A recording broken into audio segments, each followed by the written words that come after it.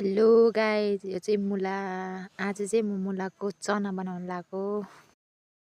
यो मुलालाई चाहिँ एकचोटि हैन चना लाउनुभन्दा अगाडि एकचोटि सर्लक्क धुन्छु, त्यसपछि चना बनाउने। यसलाई चाहिँ मैले सर्लक्क लाएर धोइसकेँ। अब यसलाई चाहिँ चना बनाउन बाँकी। उठिकन उठि यसरी चना बनाउँदैछौँ। अब हामी चाहिँ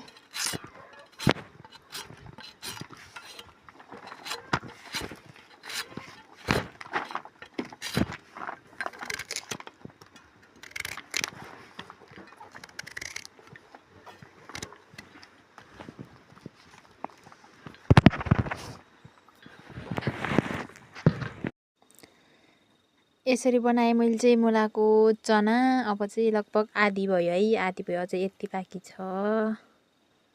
सबै बनाउनु पर्ने छ। अब सकाउँछु।